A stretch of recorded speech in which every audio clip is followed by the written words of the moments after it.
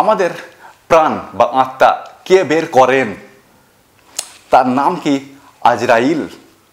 আপনাকে জানিয়ে রাখি, এই আজরাইল নামক কোনো ফেরেশতা যে রয়েছে এই সম্পর্কে পবিত্র কোরআন বা হাদিসে কোনো তথ্য নেই। আর মৃত্যুর ফেরেশতার নাম আজরাইলও নয়। প্রশ্ন হবে, তাহলে আমাদের প্রাণ বের করেন কে? সেই ফেরেশতার নাম কি? আর একজন ফেরেশতা কোটি কোটি মানুষের প্রাণ কিভাবে বের করেন? এছাড়াও পৃথিবীতে রয়েছে কোটি কোটি জীব, তাদেরও প্রাণ কে বের করেন? আর কিভাবেই বা প্রাণ বের করেন? আমাদের প্রাণগুলোকে, আমাদের আত্মাগুলোকে রাখার জন্য একটা জায়গা রয়েছে। তো অন্যান্য জীব, পশু পাখি, গাছপালাদের প্রাণ বের করার পর রাখার জন্য কি আলাদা কোনো জায়গা রয়েছে, নাকি আমাদের আত্মা যেখানে রাখা হয় তাদের আত্মাকেও সেখানেই রাখা হবে বা রাখা হয়? আজকের ভিডিওয় আমরা এই সম্পর্কে বিস্তারিত কথা বলেছি, আর প্রত্যেকটা ক্ষেত্রে পবিত্র কোরআন থেকে আয়াত হাজির করেছি। এখন আপনার দায়িত্ব সম্পূর্ণ ভিডিওটা মনোযোগ সহকারে দেখা, আর যদি মনে হয় ভিডিওটা ইনফরমেটিভ, তথ্যবহুল, ভিডিওটা দিন এবং জাতির জন্য কল্যাণকর হতে পারে, তাহলে ভিডিওটা শেয়ারও করা।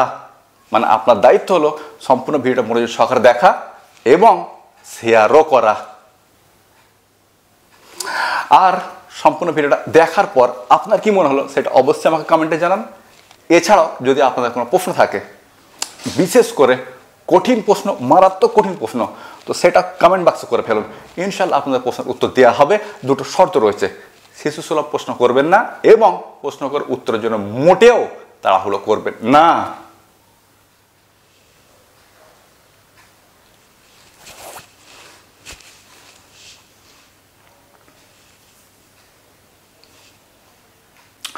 আসসালামু আলাইকুম। আমাদের একজন ভাই খুবই সুন্দর একটা প্রশ্ন করেছেন। ভাই বলেছেন যে কোন ফেরেশতা মৃত্যুর সময় আমাদের প্রাণ বের করেন, অথবা আমাদের আত্মা বের করেন বা আমাদের রূহ বের করেন, আর কিভাবে বের করেন। এরপর ভাই আরও বলেছেন যে গাছপালা, পশু পাখিদের ক্ষেত্রে কি হয়, তাদের প্রাণও কি ওই একই ফেরেশতা বের করেন যে ফেরেশতা আমাদের প্রাণ বের করেন? আসলে তাদের ক্ষেত্রে কি ঘটে? দারুণ প্রশ্ন ভাই। সর্বপ্রথম বলে রাখি, আমরা এরকমটা জানি যে আজরাইল নামের একজন ফেরেশতা আমাদের প্রাণ হরণ করেন বা আমাদের আত্মা বের করেন, আমাদের রূহ বের করেন। কিন্তু ঘটনাটা এরকম নয়। এটা একটা মিথ্যা কাহিনী, একটা মিথ্যা নাম।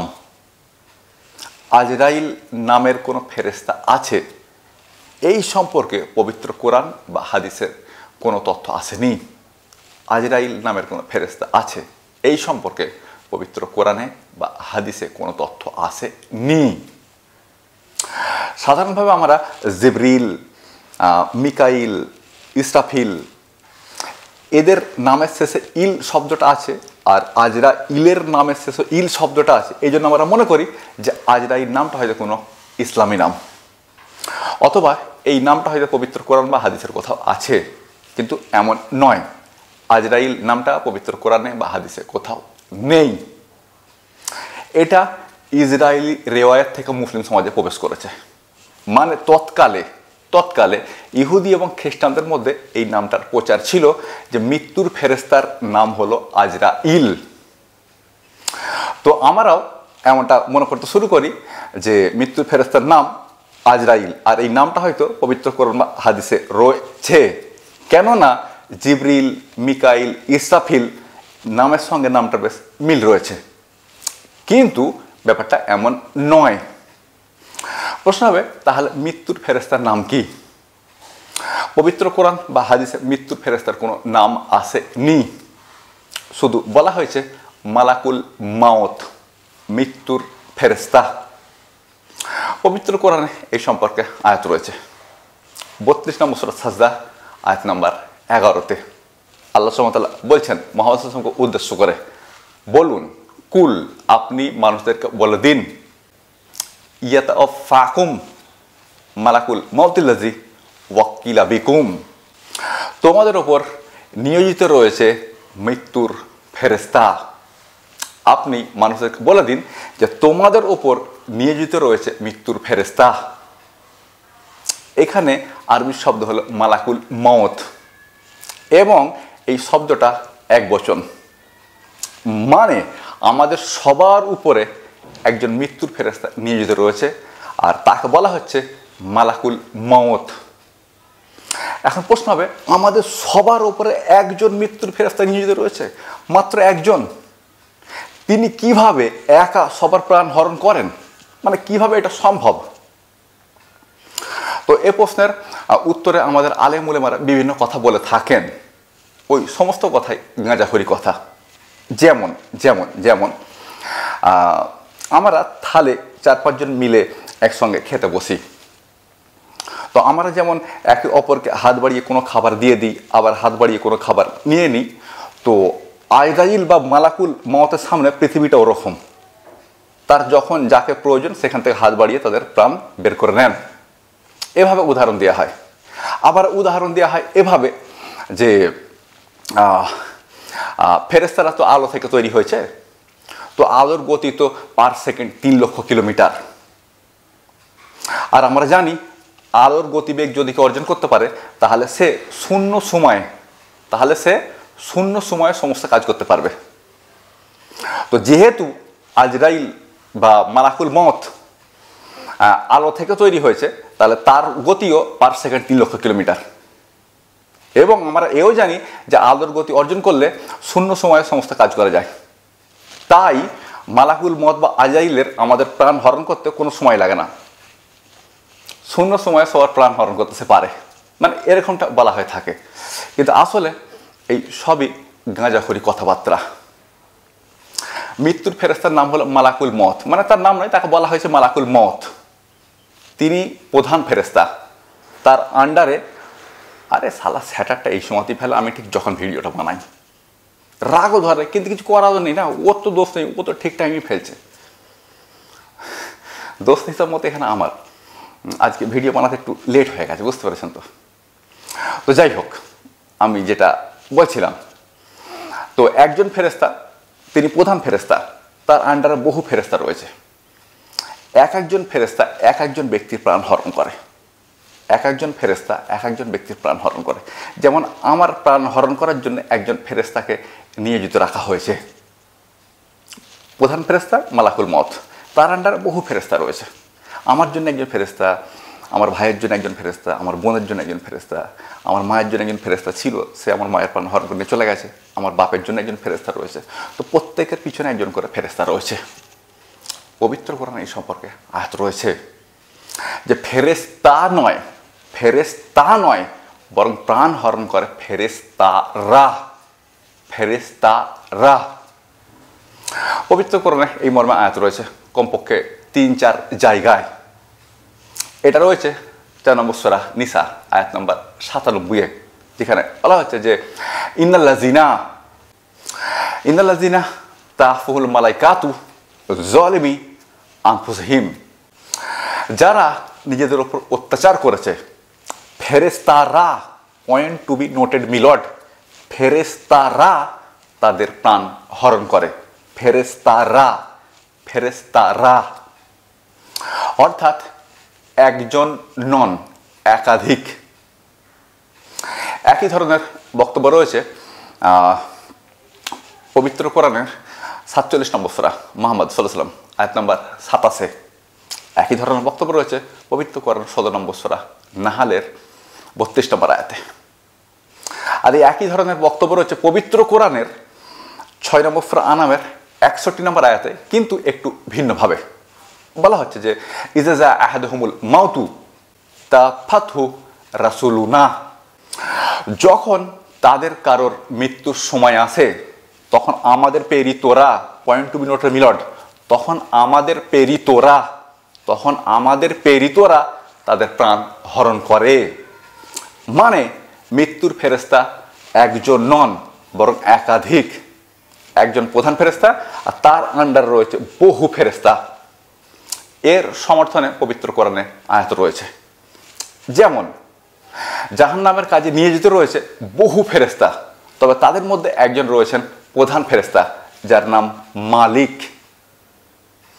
পবিত্র কোরআনে এই মর্মে আয়াত রয়েছে, আর এটা রয়েছে পবিত্র কোরআন 43 নম্বর সূরা যুখরুফ, 43 নম্বর সূরা যুখরুফ আয়াত নম্বর 77-এ, যেখানে বলা হচ্ছে যে ওয়ানাদা ইয়া মালিকু, হে মালিক, লি ইয়াকদি আলাইনা রাব্বুকা, তোমার প্রভুকে বলো যেন তিনি আমাদেরকে নিষ্কৃতি দেন, যেন তিনি আমাদেরকে জাহান্নাম থেকে মুক্তি দেন।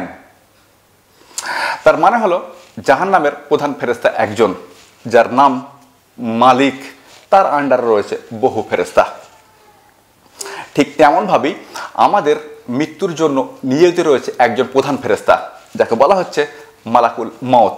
তবে তার আন্ডারে রয়েছে বহু ফেরেশতা, যারা প্রত্যেকের প্রাণ হরণের জন্য নিয়োজিত রয়েছে। এ পর্যন্ত মনে হয় আমি আপনার প্রশ্নের উত্তর দিতে পেরেছি যে আমাদের প্রাণ হরণ করেন কে বা আমাদের আত্মা বের করেন কে। এখন প্রশ্ন করেছেন যে কিভাবে বের করেন।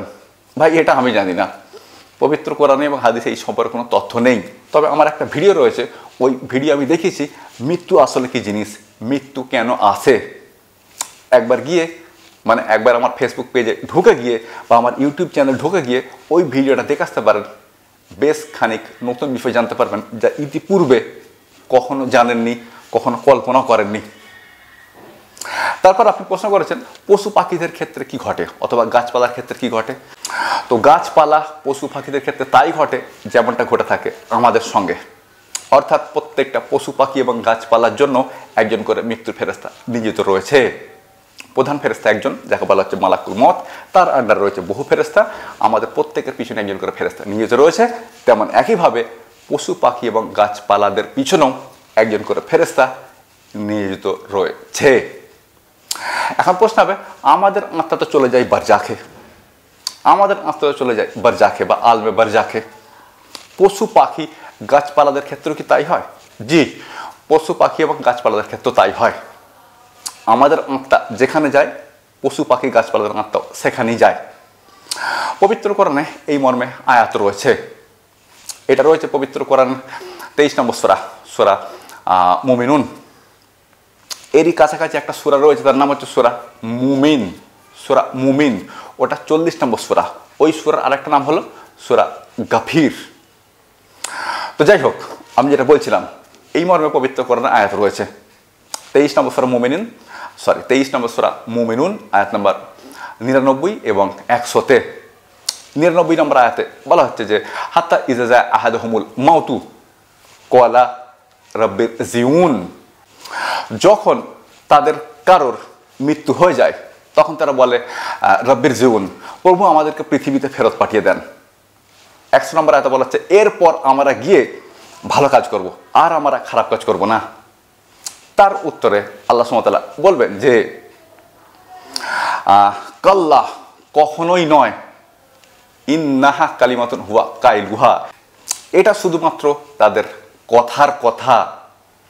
ওয়ামি ওয়ারাইহিম বারজাখুন ইলা ইয়াবাসুন, এখন তাদের সামনে আলমে বারজাখ, এবং এখানে তারা থাকবে পুনরুত্থান দিবস পর্যন্ত।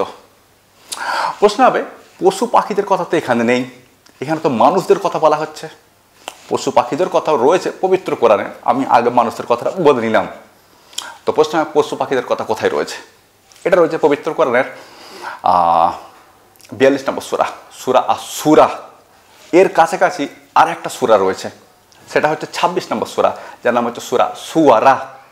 আমি যেটা বলছি এটা 42 নম্বর সূরা, এই সূরার নামও হলো সূরা আস-সূরা। এখানে সূরা বলতে গেলে পার্লামেন্ট, সংসদ। যাই হোক, 42 নম্বর সূরা আস-সূরার 29 নম্বর আয়াত আল্লাহ সুবহানাহু ওয়া তাআলা বলছেন যে ওয়ামিন আয়াতিহি খালকুস সামাওয়াতি ওয়াল আরদ ওয়া মা বাসা ফীহিমা মিন দাব্বাহ। এর অর্থ হলো যে তার নিদর্শনগুলির মধ্যে অন্যতম নিদর্শন হলো মহাবিশ্বের সৃষ্টি, এবং তিনি মহাবিশ্বব্যাপী ছড়িয়ে দিয়েছেন জীবজন্তু, দাব্বাহ জীবজন্তু, মহাবিশ্বব্যাপী ছড়িয়ে রয়েছে জীবজন্তু। এর পরের অংশটা খুবই গুরুত্বপূর্ণ, যেখানে আল্লাহ বলছেন যে ওয়াহুয়া আলা জামিহিম ইযা ইয়াসাউ কাদিরুন। আর যখন তিনি চাইবেন তিনি তাদের সবাইকে একত্রিত করবেন।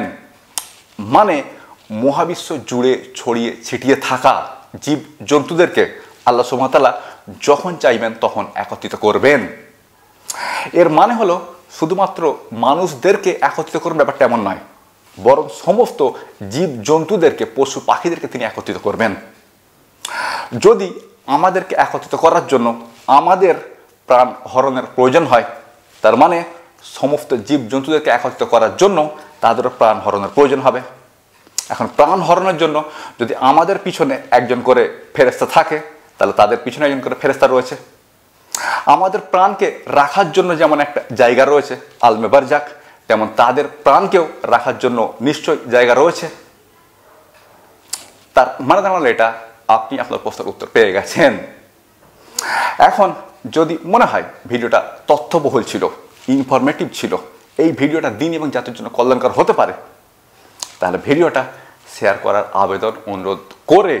আবেদন অনুরোধ রেখে বক্তব্য শেষ করতে চাইব।